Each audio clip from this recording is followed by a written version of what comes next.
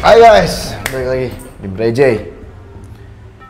Kali ini kita mau bacain cerita dari kiriman dari teman kita yang kemarin udah ngirim cerita. Betul. Tapi sebelum masuk ke ceritanya kita cerita dulu. Ya. Yeah. Sebelumnya lu pernah ada kejadian nggak di rumah nenek lu?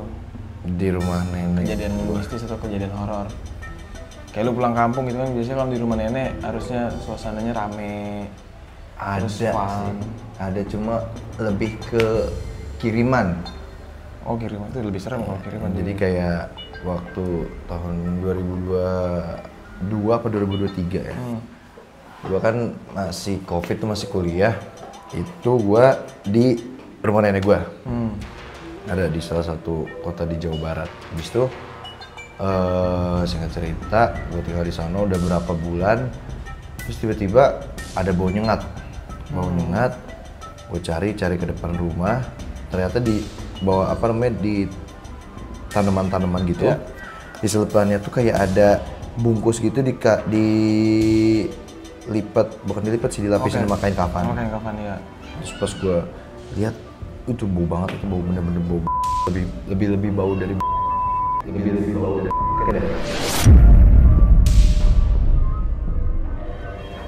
terus gue lihat. Terus gue kasih tahu teteh emak gue, teh itu ada apa ya pokoknya kalau katanya sih buhul ya. Terus tuh dilihat, cium, terus katanya jangan dibuka. Ya udah, habis jangan dibuka, terus dibakar abunya itu kita buang ke sungai yang ngalir. Oh berarti belum sempat dibuka? Belum sempat dibuka, langsung dibakar. Tapi lu tahu siapa yang ngirim? Gue tahu, cuma nggak bakal gue spill di sini. Tapi gue tahu. Oh, berarti emang nggak senang aja sama keluarga gitu? Apa emang sebelumnya keluarga ada bisnis atau? Lebih ke saudara gue sih, yang diincernya. Ke saudara gue gitu. Kalau ada? Gue ada, tapi bukan cerita horor sih. Soalnya kalau di kampung nenek gue kan terkenal ya, adalah di daerah Sumatera. Terkenal bukan karena seremnya goib atau apa sih, gue lebih ke cerita. Nggak tahu ya orang dulu ya, nyokap gue selalu cerita kalau misalnya dulu dia punya kakak atau punya temen gitu. Dia punya suaminya itu punya yang kalau misalnya kebal gitu loh. Rontek. Iya kayak gitu. Oke. Jadi selama dia napak di muka bumi ini dia belum. Paham. Waktu itu momennya, gue ceritain nyokap gue nih waktu itu. Terus itu dia momennya nih si suaminya temen nyokap gue nih maling gitu loh di rumah warga. Oke. Ternyata rumah warga itu udah settingan ngejebak si suaminya ini. Oke. Karena dia diapain gak apa-apa. Nah ternyata pas di posisi itu udah disiapin kayaknya bambu kuning kalau nggak salah apa. Pelurunya udah doain atau apa gitu. Dipojokin sama warga sekitar, terus satu lagi ada penembak gitu lah. Nah dari situ tembak terus dia lumpuh. Maksudnya langsung nggak bisa gerak segala macam, tapi belum meninggal. Dibawa dong ke rumah sakit. Pas ditaruh di mobil ambulan, di situ ya. Oke. Tapi ceritanya nggak cuma satu doang. Ternyata dia sebelumnya ceritanya, jadi dia punya anak. Anaknya ini punya keinginan, dia pengen banget nih motor fiction. Oke. Sebagai bapaknya nih kan nggak kerja ya. Yang tadi dibilang sebagai julukannya bajing lompat lah kalau istilahnya kalau di daerah sana. Ini ceritanya nyokap gue, nggak tahu ya kalau real atau enggak ya, mungkin gue percaya aja karena orang dulu. Terus si anaknya ini, singkat cerita anaknya ini pergilah ke rumah temennya yang punya motor fiction itu. Dia pengen nyoba terus pengen main lah keluar. Nah ini gue jujur merinding. Terus bokapnya ini ke jalan raya udah bawa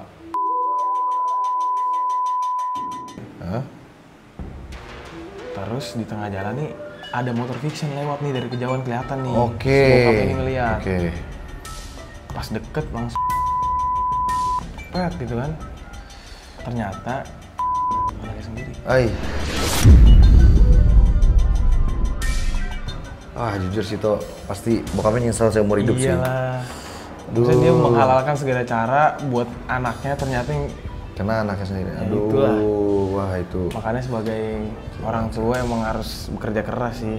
Iya Ya maksudnya ada tanggung jawab minimal. Kalau misalnya cerita-cerita kayak gitu, yang horor-horor mistis di rumah nenek gue sih kayaknya nggak ada sih. Paling cerita-cerita kayak gitu doang. Iya, lebih ke thriller lah ya. Tapi itu juga serem sih, tiba-tiba ya kan. Emang ya nggak salah sih setiap orang tua memenuhi segala keinginan anaknya. Cuma nggak menghalalkan segala cara juga gitu. Nah akhirnya kena kan batunya, serem banget sih itu, serem. Makanya, mungkin kalau sekarang lebih gampang kali ya anak minta ya, tinggal nendang pintu. Aerok, mau aerok. Iya, aduh. Tapi gue juga punya cerita nih dari temen. Apa nih ceritanya, tentang apa? Cerita tentang setelah pemakaman di rumah neneknya terus pemakaman di rumahnya. Ada waktu itu kiriman dari followers kita, dari teman-teman kita. Oke. Ini gue bacanya langsung ya. Gas. Ini gue malam setelah pemakaman di rumah nenek yang harus saja di tempat aman malah berubah mencekam. Adiknya ini namanya Pei, nangis histeris malam itu, katanya waktu dia cuci muka ada suara ketawa bisik di telinganya. Pas dia nengok ke atas, dia lihat perempuan nempel di plafon, matanya melotot, rambutnya nyentuh kepala, lidahnya panjang banget keluar, dan yang bikin merinding apa? Omnya pagi-pagi bilang, sosok itu emang ada. Dia tinggal di pohon pepaya halaman. Ini kiriman cerita dari Mori. Malam setelah pemakaman. Ini cerita nyata yang dialamin adiknya. Namanya P. Tanggal 2 Januari 2020. Berarti baru nih. Baru banget. Maksudnya tahun kemarin gitu. Iya. Buyutnya meninggal. Begitu dengar kabar, aku dan keluarga langsung ke rumah neneknya di Jakarta Barat. Kebetulan mereka ini dari Tangerang. Nggak jauh. Dari Tangerang, tapi pas nyampe ternyata pemakamannya sudah selesai. Lantai rumah neneknya masih basah, penuh bercak tanah. Karena jasad Uyut baru saja dikuburkan saat gerimis. Iya, mungkin gitu triggernya ya. Suasana rumah malam itu berat banget. Setelah makan, orang tuaku memutuskan pulang ke Tangerang. Jadi dia kayaknya tinggal di rumah neneknya tuh dia cuman dia, adiknya, mungkin sama abangnya kali ya. Dia nginep tuh di rumah neneknya. Sekitar jam 10 malam. Si Mori ini sama sepupunya tidur di kamar Om. Si abangnya ini sama si P yang adiknya itu, yang si P ini tidur di kamar nenek. Rumah udah sepi nih, cuma bunyi tetesan air hujan masih gerimis. Tiba-tiba pintu kamar diketok. Nenek naik ke atas sambil bilang, "Kak, itu si P nangis, Mami nggak bisa tidur." Gimana? Neneknya? Gimana nih? Wah, kayaknya ini masih ada korinnya kali ya.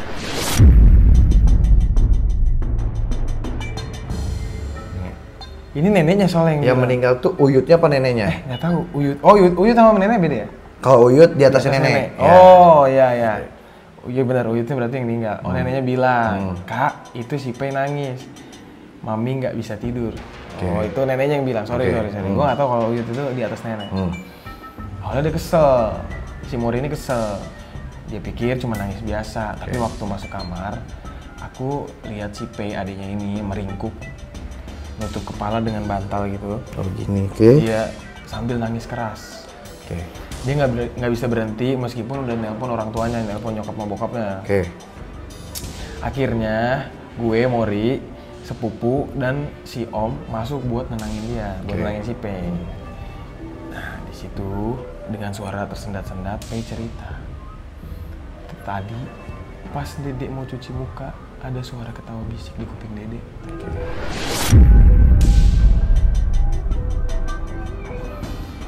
awalnya Dede kira salah dengar, tapi pas nengok ke atas ada perempuan yang pengen pelapor. Matanya melotot, rambutnya kena kepala Dede katanya. Oke.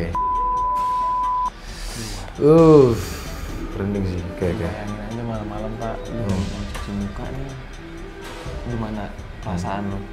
Lagi cuci muka lagi, lu mau rebahan tidur dah. Lu mau cuci muka nih, beres-beres rumah. Terus dah, gue mau tidur. Gimana ada kejadian gitu? Jujur serem sih. Cuci muka ya kan, rata-rata kalau nggak cuci muka tuh sampoan. Iya tuh, pasti sampoan tuh. Itu Mau sampoan. mandi ya? Iya. Cepet buru-buru, takutnya pas buka, wah kan. Iya, nggak Tuh, tahu.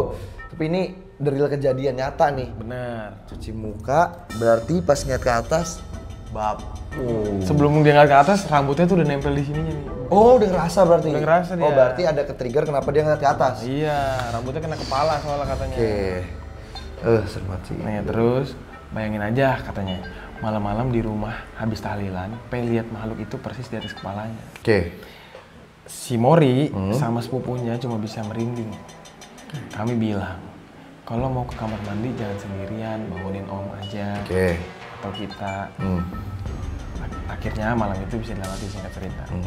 Meski suasana rumah benar-benar mencekam, besok paginya kami cerita ke adiknya nenek, sebut aja Papahu. Tapi bukannya kaget, dia malah bilang santai. Oh, itu emang ada, itu rumah dia. Pohon pepaya di halaman belakang, itu tempatnya dia tinggal. Oh, mah nyantai, Sejak saat itu, Pei nggak pernah lagi berani ke kamar mandi sendirian.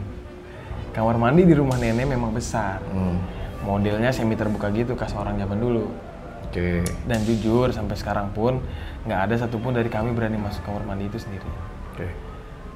Ya udah, itulah ceritanya si Mori sama adiknya. Serem sih.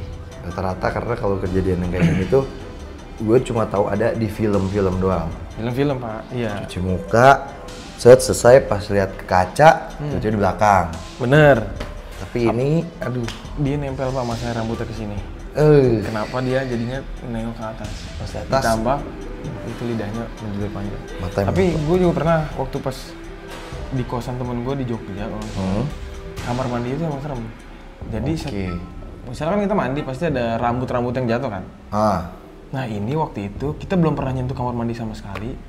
Di situ rambutnya udah banyak. Panjang-panjang gitu. Terus kita sapuin, ada lagi. kamar mandi dalam apa umum? Kamar mandi dalam, kamar mandi pribadi berarti? Iya, jadi itu kos-kosannya kayak kontrakan rumah. Oke, paham. Bukan yang kos-kosan, jadi ditempatin sama 4 atau 5 orang. Nah, ditanya tuh satu-satu, ada yang kamar mandi nggak? Nggak ada, ternyata pas disapuin juga. Udah dibuang nih ke ke tempat sampah. Muncul lagi, udah disapuin, muncul lagi, panjang-panjang gitu Pak.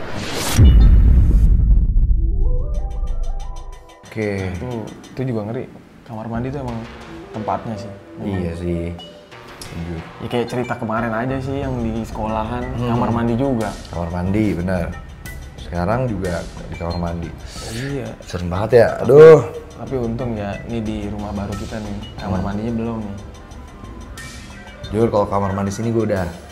Kenapa tuh? Suara doang.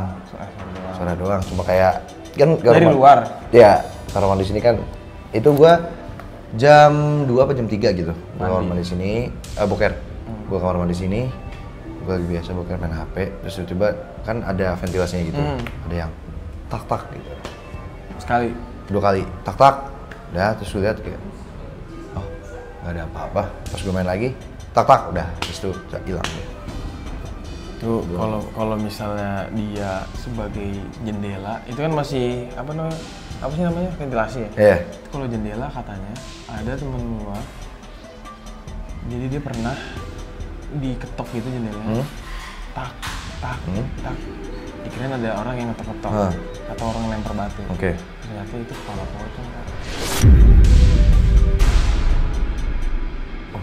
Gini-gini? Iya, jadi pocong tuh nggak bisa pakai tangan kan, jadi ngetok-ngetoknya gitu, pakai kepala. Merinding gue, serem-serem. Kayak di rumahnya si Rifki yang kemarin tuh ya, kacanya segede gitu tuh. Iya, kayak gitu tuh. Serem sih itu. Jadi kalau orang malam, tengah malam tuh nggak mungkin lah iseng masang lempar. Iya. Mau ngapain sih, orang tinggal ngetok pintu. Kalau mau main. Benar. Kalau itu kejadian jam 2 sih, ya orang juga takut Pak. Jujur serem. Poci ya. Tapi sejauh ini lu belum pernah ngerasain hal horor lagi di rumah baru ini? Belum, gue baru itu doang sih. Gue belum. Kalau gue kemarin rep-repan sih terakhir. Hah? Yang kemarin yang lu pada live streaming nih, kan gue tidur di atas sendiri tuh. Nah. Ya mungkin karena gue ngantuk kali ya. Nah. Gua di mimpi gua nih, gua ngerasa gua lagi dikejar atau dikejar apa gitu, setan atau zombie gitu. Oh, yang lu bilang lu kebangun tuh, Iya. teriak-teriak tuh. Iya. Oke. Gua dari bangun tuh, wah. Kata gua, Oke. gua ngeliat kesini, wah anjir, untung gak ada orang, gua malu kayak gitu pak. Masalahnya gua teriak kenceng banget. Oke. Ditambah lagi sebelumnya itu gua rep-repan. Oke. Gua di sini udah rep-repan berapa kali ya. Tadi juga gua kan tidur tuh sempet nih sebelumnya. Iya.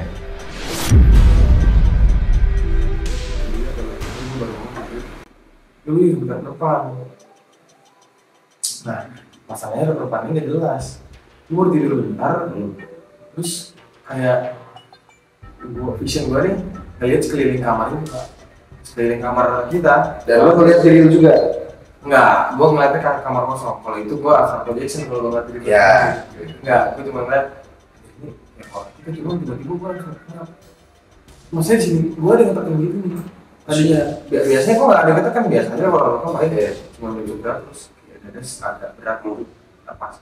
Nah ini pas gue nanti temen gue maksud biasalah ini gue udah sering banget kalau rumah gue sering banget jadi gue ada kayak mau baca apapun itu ya hadir nggak mau tuh tinggal paksa bangun aja paksa bangun tuh di sini gue kayak ada keras banget Nahan lu kan?